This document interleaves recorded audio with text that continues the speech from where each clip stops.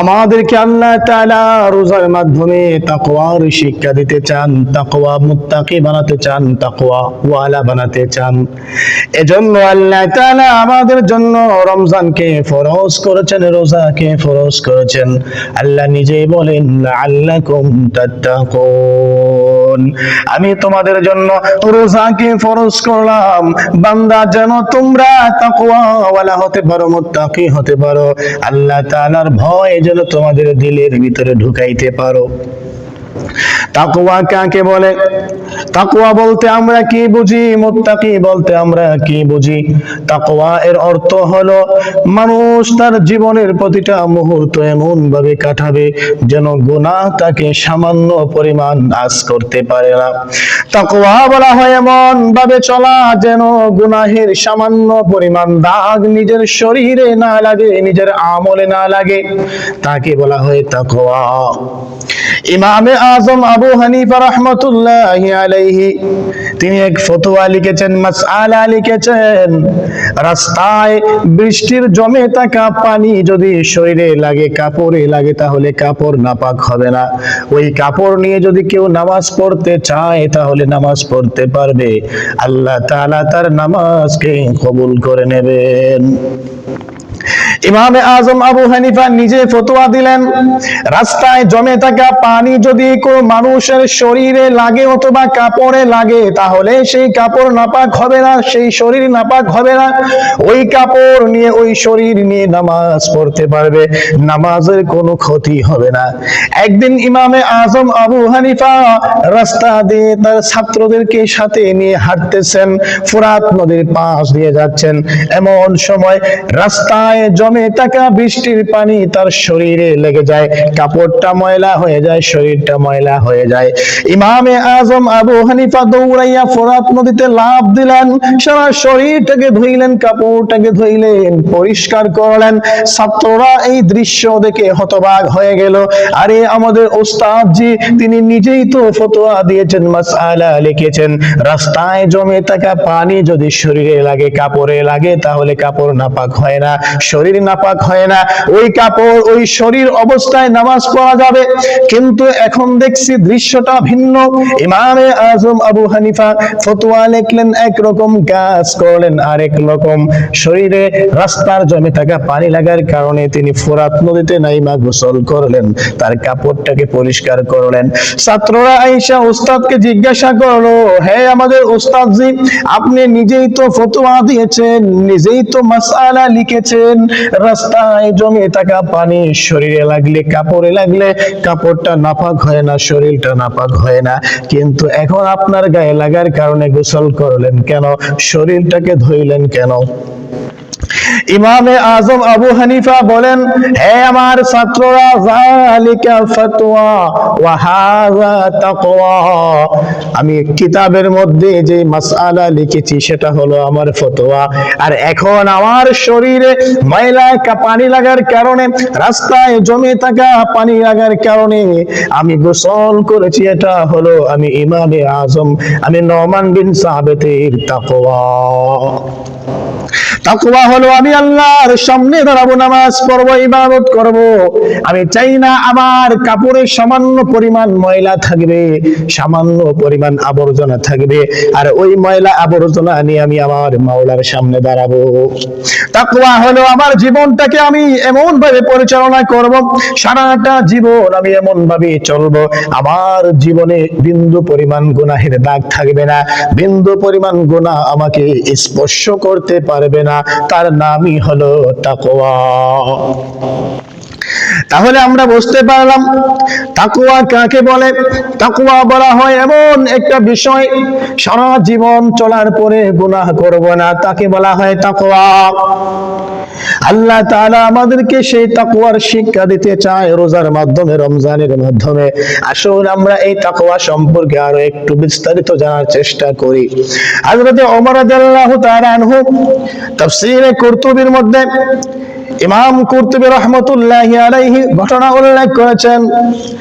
হযরত ওমর ইবনুল খাত্তাব রাদিয়াল্লাহু তাআলা আনহু তিনি একদিন উবাই ইবনে কাবের কাছে গিয়ে প্রশ্ন করলেন, ভাই উবাই তুমি বলো আমাকে তাকওয়া কি জিনিস, তাকওয়ার একটু ব্যাখ্যা আমাকে দাও। চিন্তা করার বিষয় হলো খলিফাতুল মুসলিমিন, যিনি রাসূলের পরে আবু বকরের পরে সারা পৃথিবী শাসন করেছেন, সারা পৃথিবীর খলিফা ছিলেন, খলিফাতুল মুসলিমিন ছিলেন, যেই ওমরের শাসন ব্যবস্থা আজও পৃথিবীর মানুষ চিরস্মরণীয় করে তাদের হৃদয়ে রেখেছে।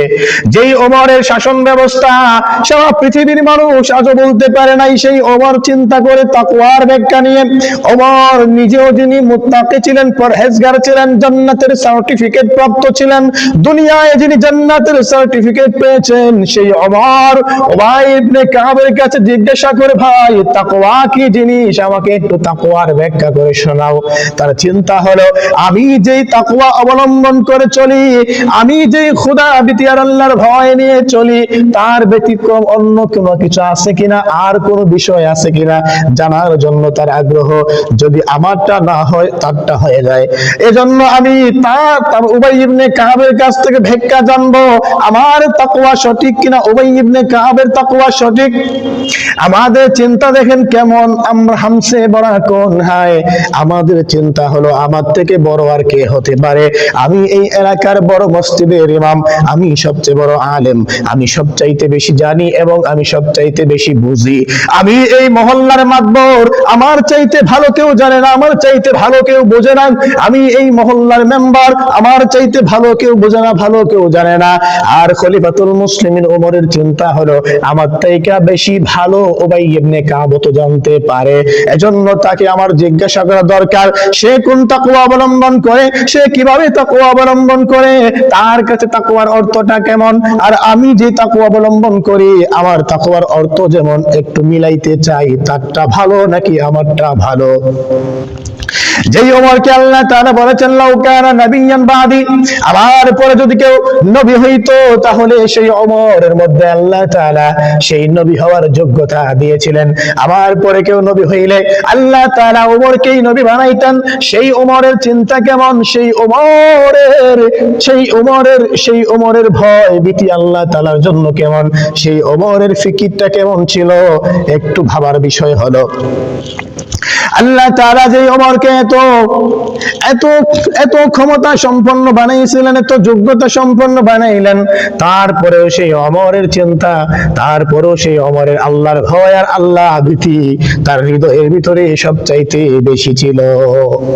প্রভু তুমি বলেছো রাসূল দেবে না, বলনি দেবে না ওমর, বলনি দেবে না হামজা তারিক, খালিদ বিজয়ী সমর। আল্লাহ তাআলা রাসূলের পরে যদি কাউকে নবী বানাইতেন তাহলে ওমরকে বানাইতেন।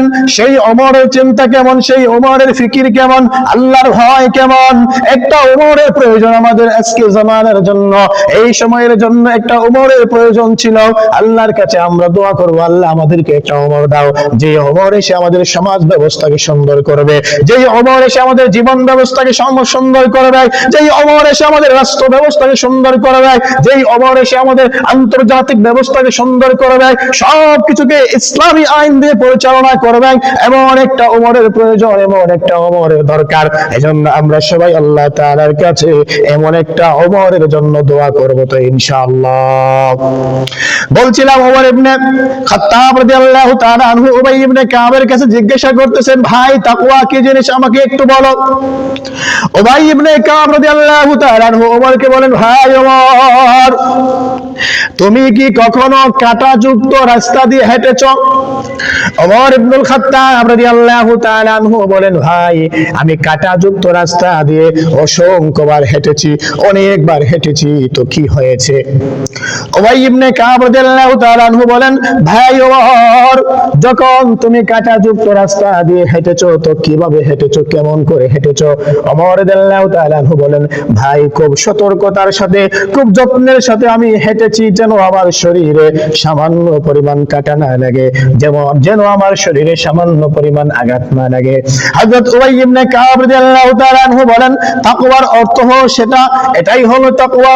সারা জীবন তুমি চলবা, সারা জীবন আল্লাহর ইবাদত করবা, সারা জীবন পৃথিবীতে তুমি বিচরণ করবা, কিন্তু গুনাহ নামক কাঁটা, গুনাহ নামক কাঁটা তোমাকে সামান্য পরিমাণ তোমার শরীরে দাগ দিতে পারবে না, সামান্য পরিমাণ তোমার শরীরে আঘাত দিতে পারবে না। এর নামই হলো তাকওয়া। এর নামই হলো কি? তাকওয়া। তাকওয়া হচ্ছে আমি সারা জীবন আল্লাহর পথে ইবাদত করব, আল্লাহর জন্য আমার সারাটা জীবনকে আমি ব্যয় করব, কিন্তু গুনাহের বিন্দু পরিমাণ দাগ আমার শরীরে লাগবে না, গুনাহ নামক কাঁটা আমার শরীরে সামান্য পরিমাণ আঘাত হানতে পারবে না। আসুন আমার ভাইয়েরা, তাকওয়া সম্পর্কে আরেকটা ঘটনা শুনি। আল্লামা মুফতি তাকি উসমানী হাফিজাহুল্লাহ তাআলা, যিনি বর্তমান পৃথিবীর সবচেয়ে বড় মুফতি, পাকিস্তানের সাবেক প্রধান বিচারপতি আল্লামা তাকি উসমানী হাফিজাহুল্লাহ তাআলা তার ইসলাহি খুতুবাত নামক বিখ্যাত কিতাবের মধ্যে এই ঘটনা উল্লেখ করেছেন। ওমর রাদিয়াল্লাহু তাআলা আনহু একদিন ছদ্মবেশে তার প্রজাদের অবস্থা পর্যবেক্ষণ করার জন্য বের হইলেন। এক বিশাল মরুভূমির মধ্যে চলে গেলেন। মরুভূমিতে যাওয়ার পরে দেখতে পেলেন দূর থেকে একটা মশাল জ্বলতেছে, আলো জ্বলতেছে। ওই কাছে গেলেন, কাছে গিয়ে দেখেন এক রাখাল বকরি রাখালি করতেছে। ওমর রাদিয়াল্লাহু তাআলা আনহু তার কাছে গিয়ে বললেন, ভাই আমি একজন মুসাফির, অনেক দূর থেকে সফর করে আসছি, তোমার এই বকরির পাল থেকে আমাকে একটু দুধ দহন করে দাও, যেন আমি খাইতে পারি, আমি বড় ক্লান্ত, আমি বড় ক্ষুধার্ত। ওই রাখাল বলতেছে, না না, তোমাকে বকরির দুধ দেওয়া যাবে না, কারণ ওই বকরির মালিক তো আমি না, ওই বকরির মালিক আরেকজন, আমি রাখালি করি, আমি রাখাল মাত্র দেখভাল করার দায়িত্ব আমার আছে, কিন্তু ওই বকরির দুধ দহন কইরা তোমাকে দেওয়ার কোনো অধিকার আমার নাই। ওমর রাদিয়াল্লাহু তাআলা আনহু বলেন, ভাই দুধ যেহেতু দিবা না, তাহলে একটা কাজ করো, আমি তোমাকে কিছু অর্থ দিয়ে দেই, আমি তোমাকে কিছু টাকা দিয়ে দেই, ওই টাকার বিনিময়ে একটা বকরি, একটা ছাগল আমার কাছে বিক্রি করে দাও। ওমর রাদিয়াল্লাহু তাআলা আনহু অর্ধ পৃথিবীর শাসক, ওই রাখাল ওমরকে চিনে না, ওমরকে জানে না, কারণ ছদ্মবেশে ওমর গেছে। ওই রাখাল বলতেছে, না রে বেটা, তুমি কি পাগল হয়েছো নাকি? সামান্য পরিমাণ দুধ তোমাকে আমি দিচ্ছি না, একটা বকরি কি করে আমি তোমার কাছে বিক্রি করব? তুমি আমাকে যতই অর্থ দাও না কেন, ওই বকরির মালিক তো আমি না, ওই বকরি আমি বিক্রি করতে পারবো না, তুমি ফিরে যাও, আমার কাছে তোমার উদ্দেশ্য হাসিল হবে না। ওমর রাদিয়াল্লাহু তাআলা আনহু বলেন, ভাইরে তুমি কেন দিবা না? কারণটা কি? কারণ হলো আমার মালিক আরেকজন, আমি বকরির রাখাল মাত্র, ওই বকরির মালিক তো আমি না, আমি কি করে বকরি বিক্রি করি তোমার কাছে? ওমর রাদিয়াল্লাহু তাআলা আনহু শিখাইয়া দিলেন, বেটা একটা বকরি যদি তুমি বিক্রি করো, এই হাজার হাজার বকরির মধ্যে মালিক টেরও পাবে না। আর মালিক যদি কখনো জেনে যায় একটা বকরি কম আছে তার বকরিগুলোর মধ্য থেকে, তাহলে বলবা বাগে খেয়ে ফেলেছে অথবা মারা গেছে। ওই রাখাল বলতেছে, হ্যাঁ মুসাফির পথিক, তুমি আমাকে কত সহজ ভাবে সুন্দর ভাবে শিখাইয়া দিলা, মালিক যদি আমাকে ধরে ফেলে আমি বলবো বাঘ খেয়ে ফেলেছে। হয়তো এই বকরির মালিক দেখবে না, বকরির মালিককে মিথ্যা কথা বলে বুঝ দিতে পারবো, কিন্তু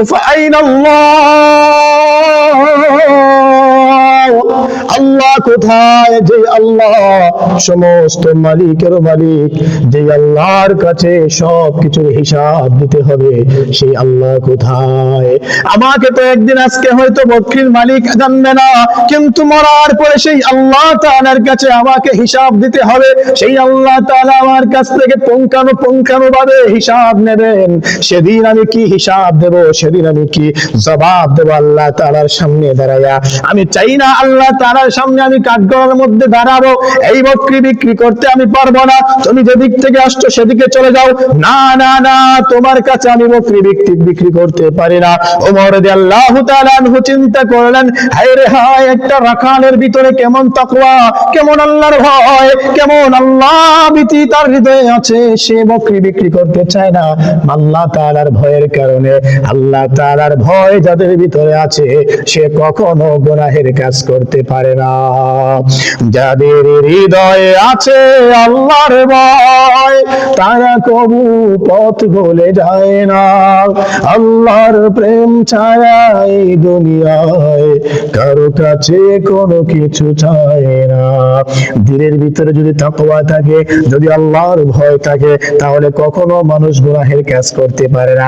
আল্লাহর ভয় থাকলে কখনো নামাজ ছাড়তে পারে না। আল্লাহর ভয় থাকলে কখনো রোজা ছাড়তে পারে না। আল্লাহর ভয় থাকলে কখনো নাফরমানি করতে পারে না। আল্লাহর ভয় থাকলে কখনো জিনা করতে পারে না। আল্লাহর ভয় থাকলে কখনো সুদ ঘুষ খাইতে পারে না। আল্লাহর ভয় থাকলে কখনো চুরি চামারি বাটপারি করতে পারে না।